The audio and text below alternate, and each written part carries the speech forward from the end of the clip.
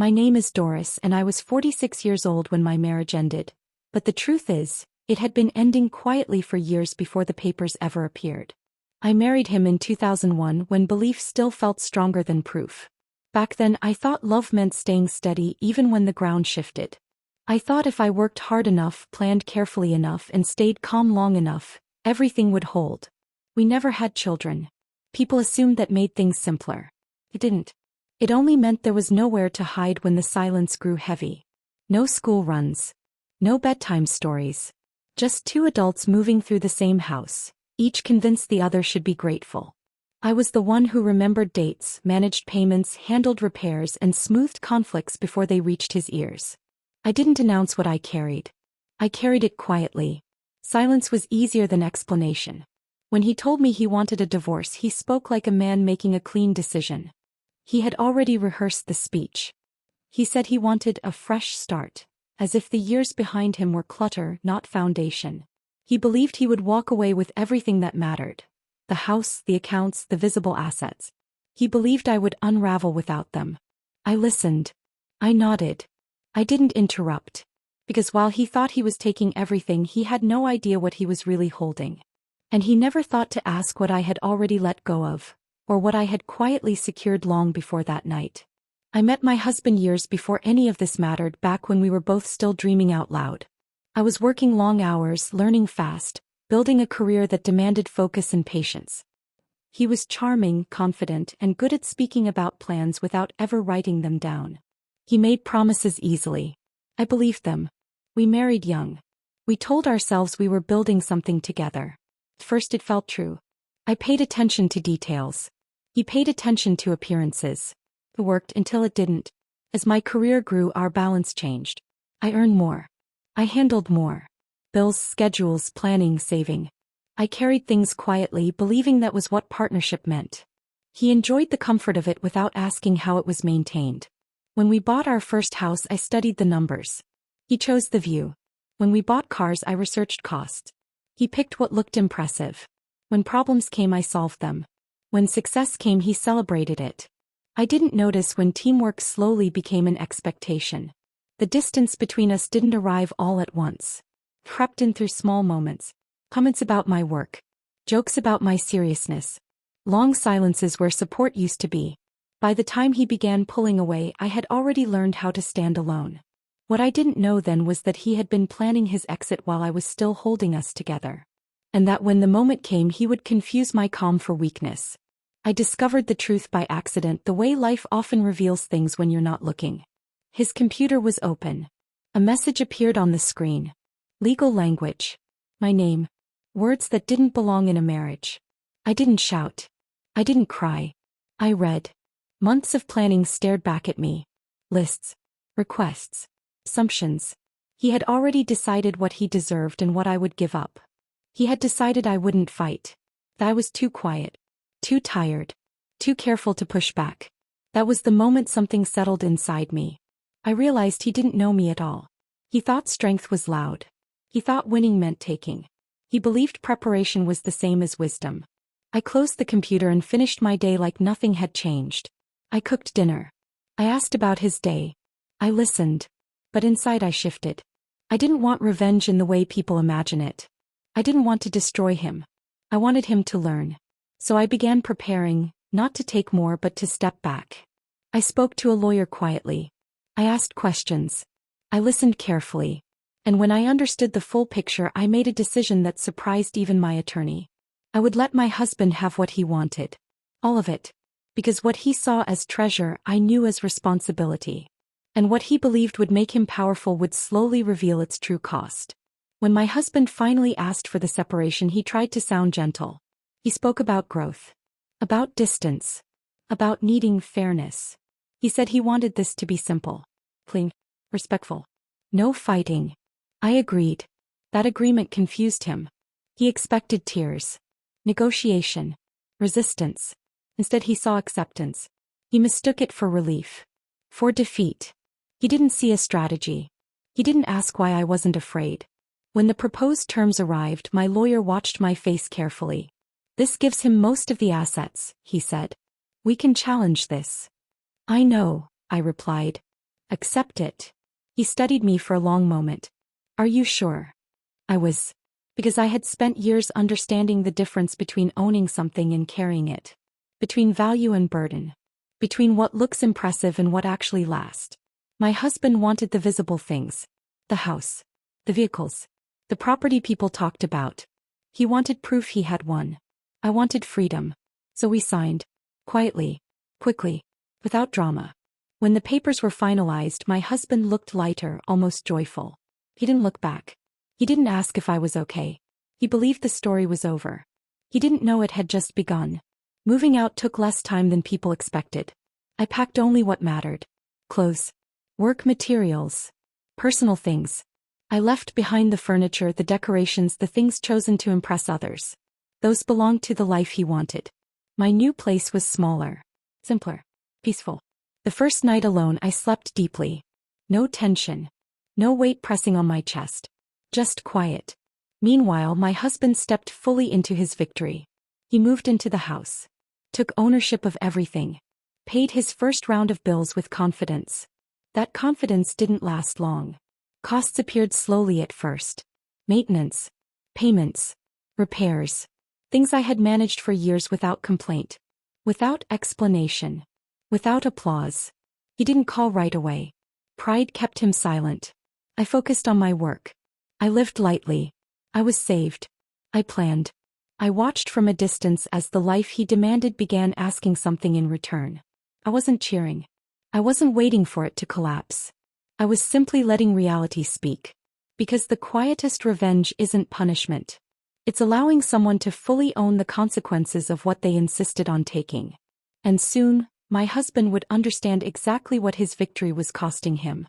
2 weeks after Trevor handed over the proposed settlement, I met with Mr. Harrison in his office. The papers were exactly what I expected. Every line reflected the emails I had discovered months before. Trevor wanted the house. Both cars. The lake property. 75% of our joint investment accounts. Generously, leaving me my retirement account and personal savings. Your husband's claims are preposterous, Mr. Harrison said, his pen tapping against the desk. He's asking for credit for emotional support, household management, and strategic input on purchases. All of which you've done and more. He doesn't deserve it. I didn't flinch. Let him have it, I said firmly. He stared at me. All of it? That's risky, Doris. You could fight this in court and easily win far more. I want him to have exactly what he asks for, I explained calmly. He doesn't understand what he's taking. By the time he realizes it, it'll be too late. Mr. Harrison leaned back in his chair, finally understanding. So you're giving him a lesson disguised as a victory. Expensive, quiet, and inescapable. I allowed myself a small smile. Exactly. Let him drown in it. We finalized the settlement that day. I didn't celebrate. My advantage was invisible.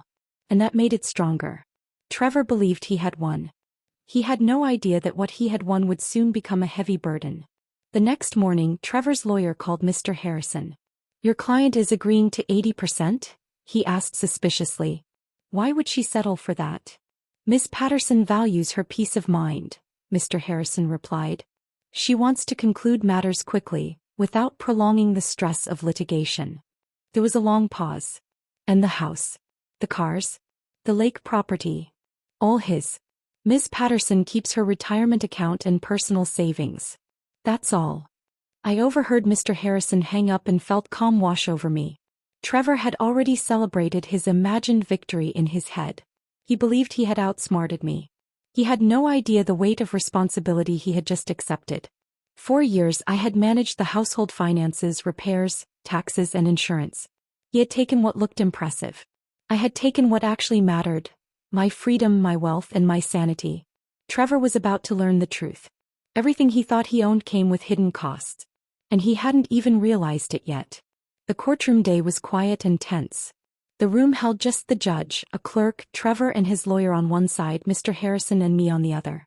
Trevor's girlfriend wore too much perfume, her excitement practically radiating. The judge raised an eyebrow at the settlement. Ms. Patterson, you understand you are giving your husband 80% of marital assets?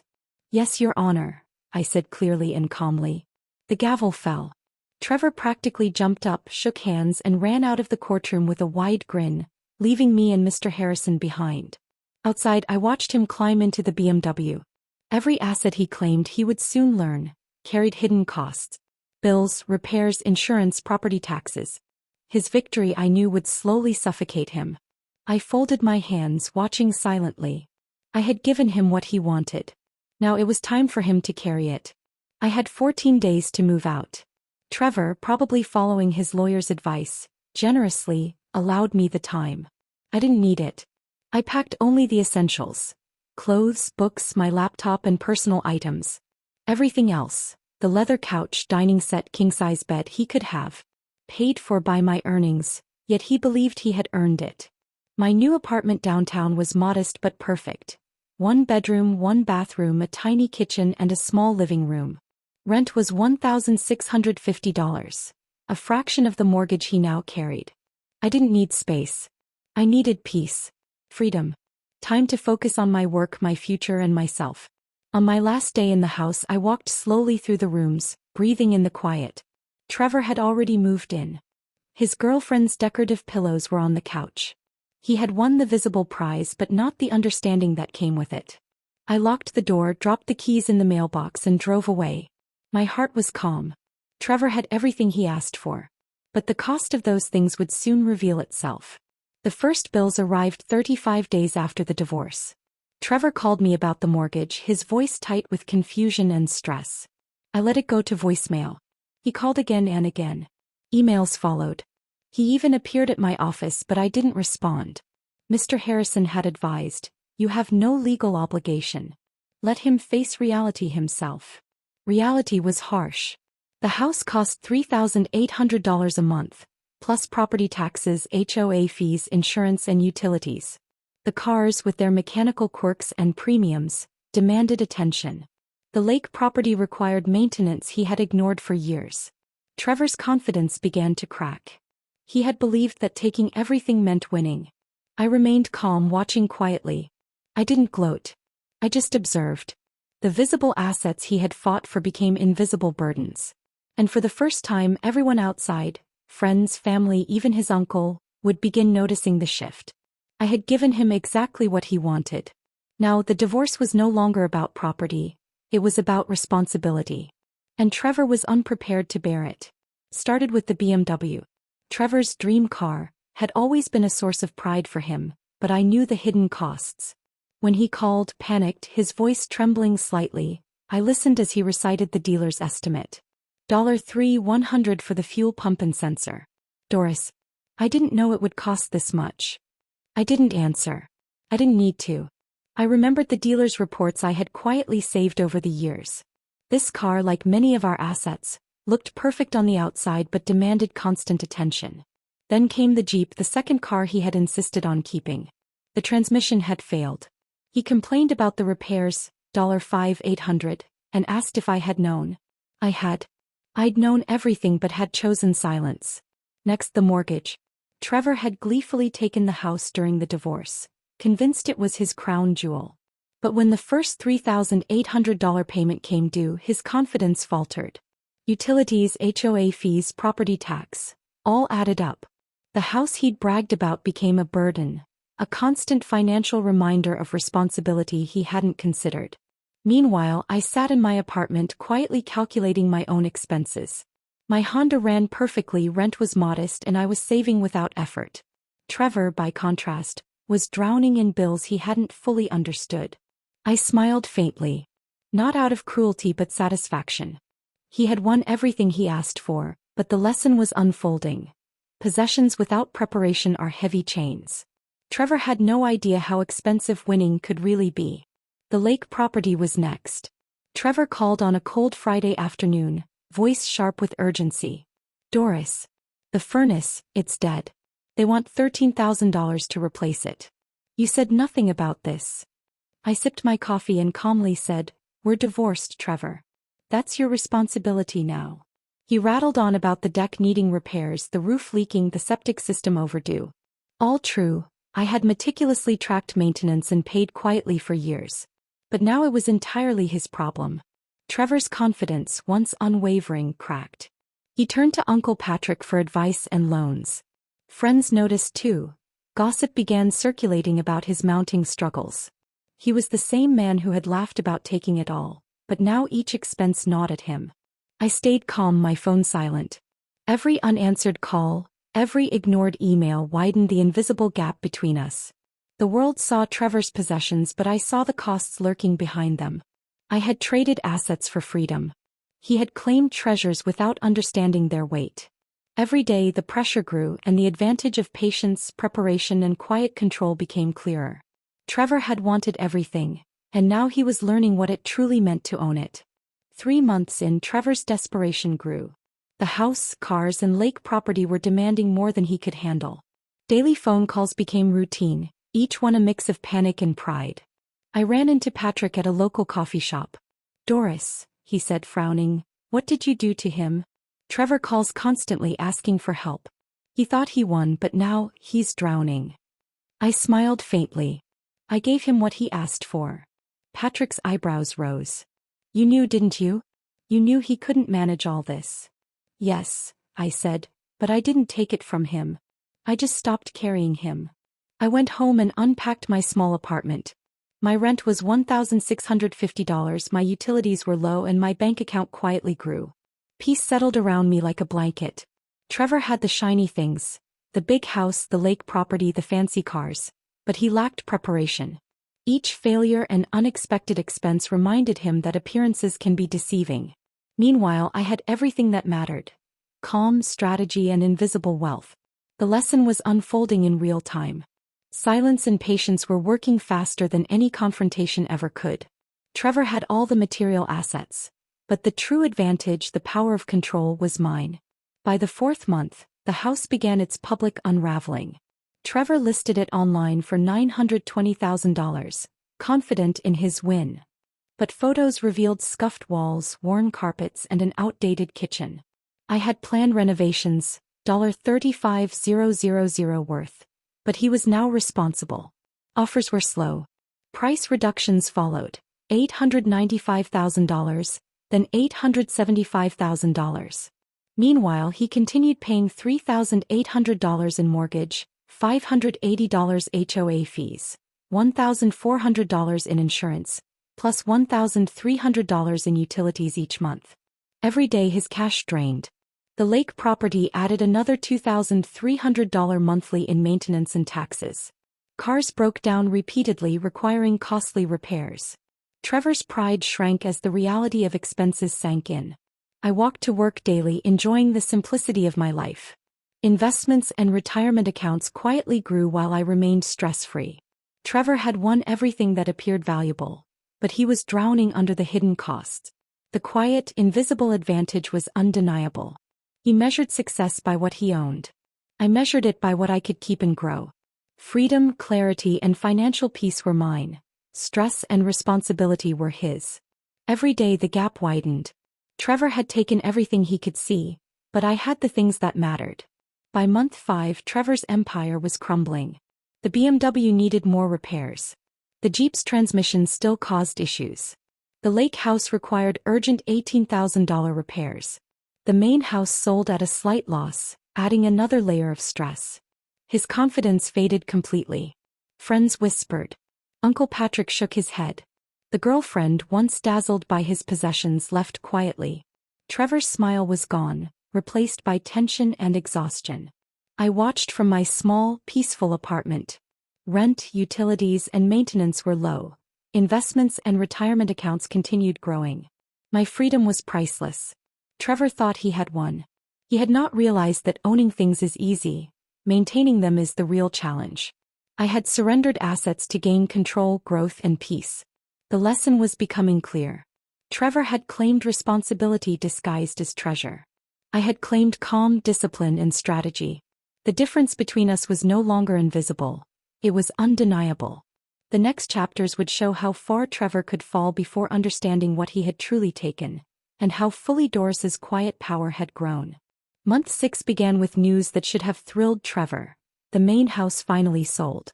He imagined a windfall, but the reality was far different. Closing costs, realtor fees, and unpaid maintenance drained the $825,000 sale price.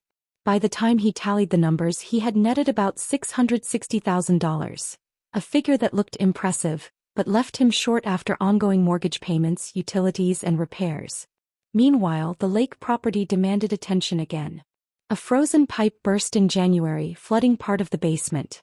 Trevor scrambled for a contractor, getting quotes from $8,500 to $11,000.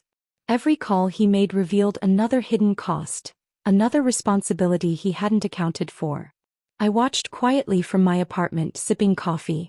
My stock options had just vested, worth approximately $780,000 after taxes. They were untouched by the divorce. My retirement account had grown and my investments quietly compounded. No stress, no bills, just freedom and growth. Trevor, by contrast, was working longer hours just to cover the mounting costs. He had assumed that winning meant taking everything, but everything had come with a hidden price tag he had never considered. I smiled faintly, thinking back to the courtroom. Trevor had believed he had outsmarted me, had claimed victory without understanding the rules of the game. He had underestimated the quiet power of preparation, patience, and strategic calm. The contrast was clear. Outwardly, Trevor had it all. Quietly, I was unstoppable. The first cracks had widened into fractures. His empire of possessions was beginning to crumble. Trevor's calls became frantic. "Doris, I don't understand. Why is the HO of $580 every month? Why did the furnace fail again? The cars, the repairs. I can't keep up." I didn't answer. Each unanswered message, each ignored call, chipped away at his confidence. Friends noticed. Patrick expressed concern. Even his girlfriend had left months before, unable to tolerate the stress. I had built a life that looked simple but was carefully designed. Rent, $1,650. Utilities, $150. Car, reliable, cheap, maintenance negligible. Investments, steadily growing. Freedom, absolute. Trevor, in contrast, had inherited an empire of bills and repairs.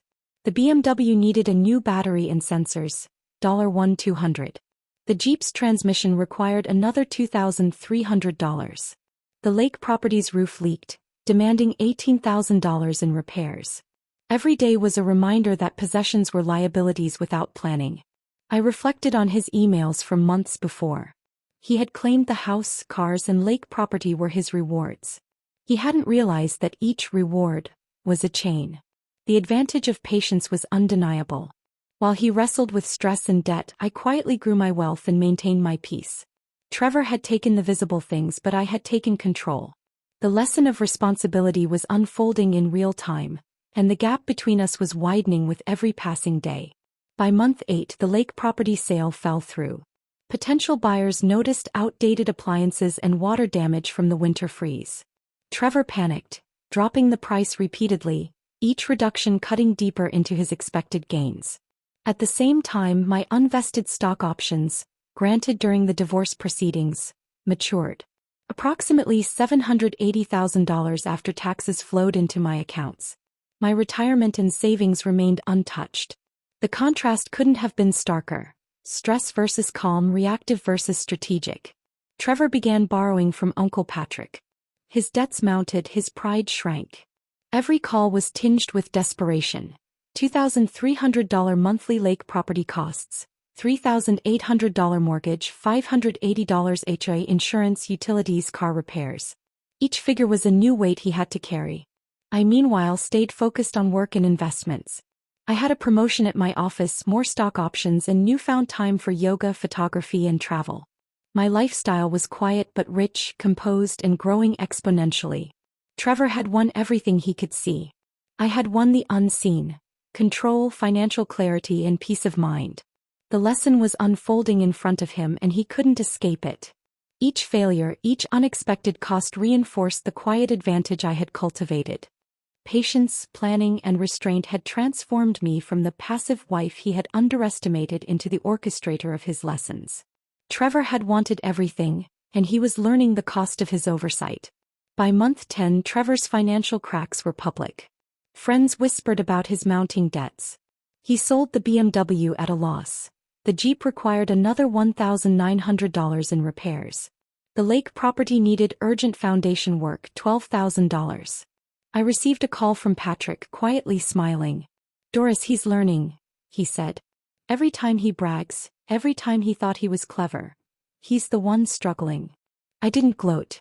I had no desire to humiliate him. I simply allowed the natural consequences of his choices to unfold. I had played my part once carefully in court. Now reality would finish the work. My own life flourished. Promotions, stock growth, low expenses, and simple pleasures compounded every week. My apartment was small but warm, my bank account steadily growing. Freedom, clarity, and control were mine. Trevor had learned something painful. Appearances can deceive. Owning everything does not equal winning. Each asset he had claimed was a lesson in disguise, and he was paying for it. Financially, emotionally, socially. I watched silently, knowing the final chapter of this lesson was approaching. Trevor had taken the visible treasures. I had taken the invisible advantage. The quiet power that builds slowly but cannot be undone. A year after the divorce, the numbers were clear. Trevor had taken $1.52 million in assets. House, cars, lake property, and investments. On paper he had won. In reality, maintenance, repairs, and mismanagement had reduced his net to roughly $595,000. Credit card debt had added $32,000 more.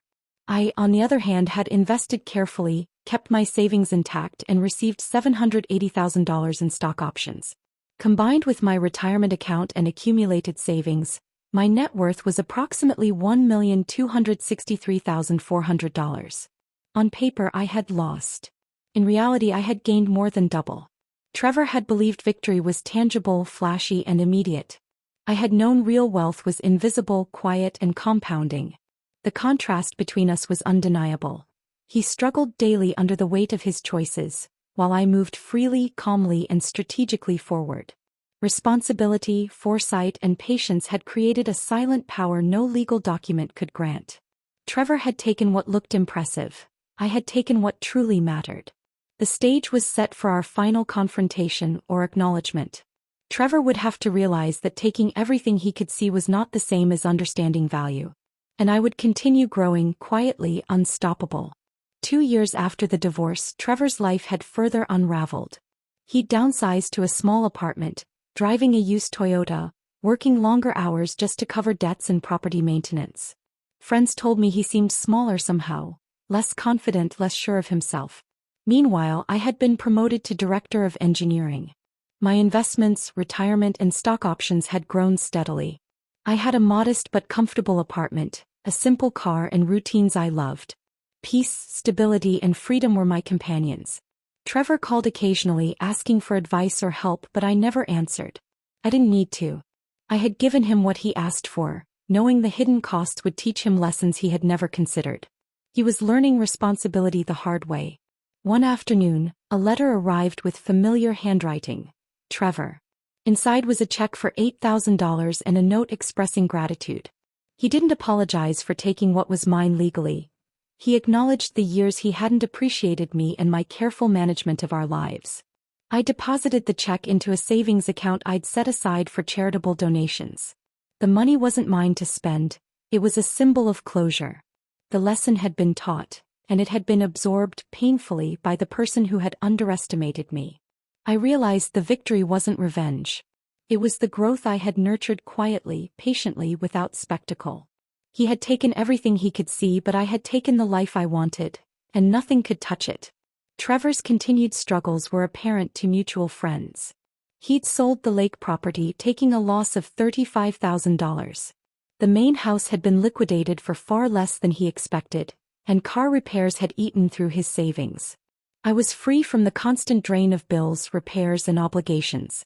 My daily life was simple, predictable, and fully under my control. Yoga, photography, long walks, and evenings with friends filled my hours. My finances were quiet but growing steadily. It dawned on me that Trevor's mistake had been assuming winning meant owning the visible things: houses, cars, and investments. I had known the true value was in the invisible: freedom, low expenses, patient investments, and peace of mind. I kept the life that mattered. The stocks, savings, and retirement accounts grew while he struggled to keep up with liabilities he hadn't anticipated. Each day reminded me how carefully I had planned, how calm I had remained. Trevor had thought he had outsmarted me. But outsmarting requires understanding the game, the rules, and the costs. He had only seen the pieces on the board. I had seen the game in its entirety. Silently, deliberately, I had shifted the balance. He had the possessions, but I had the advantage no one else could take away: time, peace, and the ability to build quietly without stress or spectacle. 3 years after the divorce, I stood on my balcony one quiet morning, coffee in hand, city life humming below. My apartment was modest, my surroundings unremarkable, yet everything I wanted was within reach. My net worth had grown past $1.8 million. Trevor once believed power came from taking, from owning, from flaunting. I had discovered the truth. Power comes from choosing wisely what to carry and what to leave behind. Real wealth was invisible, patient, and compounding, unlike the flashy but draining assets he had chased. I didn't need to prove anything. The world assumed I had downsized, lost, or surrendered. Let them think that. The quiet, deliberate growth I had achieved was far beyond the reach of judgment or envy. Occasionally, letters or small notes arrived from Trevor. Expressions of respect and understanding, acknowledgments of the lessons he had learned too late. I never responded. There was nothing to add. He had finally recognized the difference between possession and power.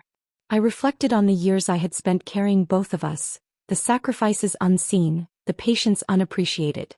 That time was no longer mine to mourn. It had become the foundation of everything I had achieved quietly and deliberately. In silence I had thrived. In quiet, calculated restraint, I had built something unshakable. The divorce had not taken from me. It had revealed the strength I had always possessed. People occasionally asked for advice about divorce, finances, or rebuilding life. I told them the same thing every time: pay attention to what costs you peace. Most chase what looks impressive: larger homes, newer cars, outward symbols of success. Few pause to calculate the invisible costs: time, energy, stress, and control. I had given Trevor what he thought he wanted because he never asked about the real costs. I had discovered that boundaries, foresight, and patience mattered more than assets. Silence wasn't weakness, it was strategy. Power wasn't loud, it was quiet, deliberate, and often invisible. Trevor had taken what he could see: houses, cars, investments. He had assumed that ownership equaled victory. But I had taken the things that built life: freedom, growth, and control. The contrast was unmistakable, the lesson undeniable. I no longer needed revenge, apologies, or recognition. I had built a life beyond measure, far stronger than the person who had underestimated me could ever imagine. My triumph was silent, complete, and permanent. Time always reveals the truth. And in this case it worked in my favor perfectly. The final letter arrived on an ordinary morning. Different envelopes. Different handwriting. Just 3 words: you were right. Nothing else. No explanation, no apology, no request. Just acknowledgement. I placed it beside the first letter. The one filled with assumptions and condescension, the one that tried to define me. 2 pieces of paper, 2 moments in time. One believed I was weak, the other finally understood I was not. I closed the drawer slowly, feeling no triumph, no anger, no relief. Only peace. The quietest revenge is not destruction. It's growth. It's survival. It's becoming so complete, so unshakable, that the person who tried to take everything realizes, too late, that what they claimed to have won was never the source of your strength. I had built a life invisible to the untrained eye, thriving quietly while the other chased illusion. He had taken everything he could touch, but I had built everything that mattered. And in that I was utterly unstoppable.